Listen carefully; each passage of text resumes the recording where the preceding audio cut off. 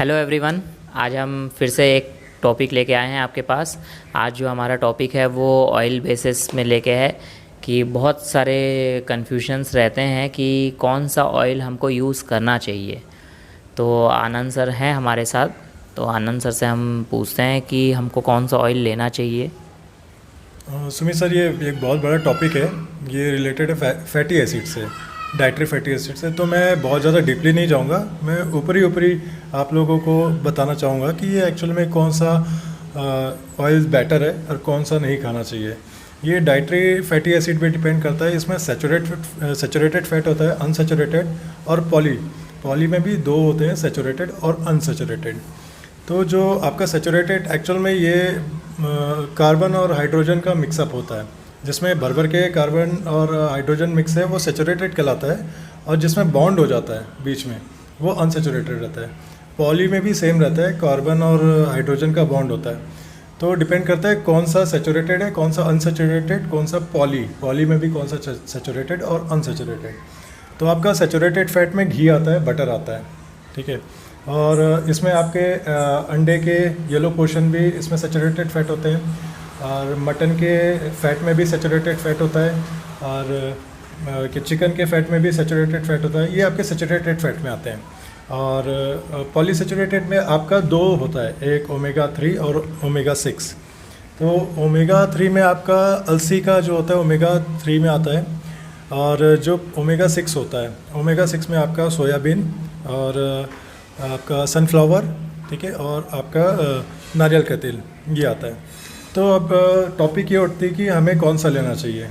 तो इसमें एक डिपली पॉइंट है जिसमें कार्बन की क्वांटिटी कम होती है, हमें वाला लेना चाहिए। मतलब एक्चुअल में जो सैचुरेटेड फैट होता है उसमें 18 कार्बन्स होते हैं। तो वो ये भी एक अलग एक टॉपिक है सैचुरेटेड के ऊपर, जो मैं आगे के एक बताऊंगा आपको कि सैचुरेटेड क्यों बेस्ट है, और पहले उसको क्यों हार्ट डिजीज़ से रिलेटेड किया गया था कि उसको नहीं खाने से हार्ट डिजीज़ होता है। ये सब मिथ्या है, मैं ये आपको आगे टॉपिक में बताऊंगा। लेकिन अभी ये बता देता हूँ कि क्यों कौन सा खाना चाहिए, कौन सा नहीं। तो आप घी से रिलेटेड खा सकते हो, सब मतलब जो भी चीज़ बना सकते हो घी से, और बटर से खा सकते हो। इवन अंडे का योग भी खा सकते हैं।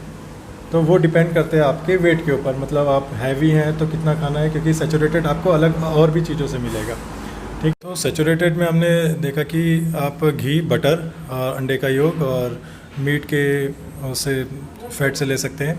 अब हम पॉली में आते हैं, ओमेगा 3 ओमेगा 6 में आते हैं। ये बहुत इंपॉर्टेंट टॉपिक है, ओमेगा 3 ओमेगा 6, क्योंकि मैक्सिमम ऑयल जो होता है ओमेगा 3 है, वो उसमें ओमेगा 3 होता है।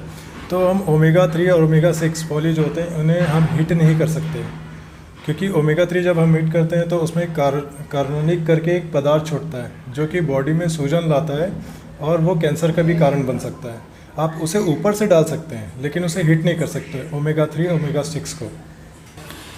मैं ये जानना चाहूँगा कि नारियल तेल का भी कुछ वर्क है क्या? जी, इसमें पॉलीसैचुरेटेड फैट में नारियल तेल आता है।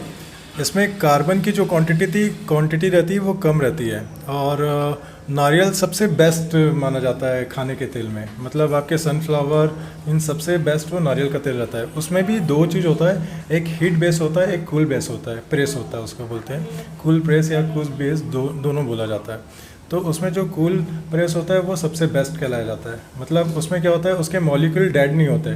जब आप नारियल तेल को हीट करेंगे तो कुछ मॉलिक्यूल डेड हो जाते हैं, तो वो हीट बेस कहलाता है। और अगर कई जो होते हैं जो लकड़ी के थ्रू, मतलब केरल में बनाया जाता है लकड़ी के उससे, तो वो कूल बेस में होता है, तो उसके मॉलिक्यूल डेड नहीं होते।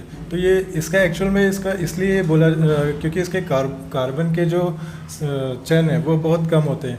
डाइजेशन बहुत ईजिली होता है, ये सीधा मुंह के थ्रू पेट में जाता है, लीवर में जाके एनर्जी प्रोवाइड करता है।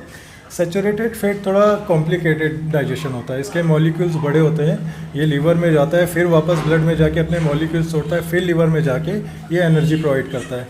इसलिए पॉली में आपका जो नारियल का तेल है वो सबसे बेस्ट तेल कहलाया जाता है, जिसको अगर आप खाएंगे तो आपको कोई प्रॉब्लम्स क्रिएट नहीं होगी, डाइजेशन इसमें नहीं होगा। तो फ्रेंड्स, आप लोग सोचिए फिर, मतलब हमको आज के जो दौर है उसमें हमको कितना, मतलब हम अपने आप को मेंटेन करके चलना पड़ता है। इसीलिए हम आपके लिए हर एक चीज़, हर एक बारीकी से, हर एक पॉइंट को लेके आते हैं कि क्या खाना चाहिए, कैसा वर्कआउट करना चाहिए, कैसा रहना चाहिए हमको।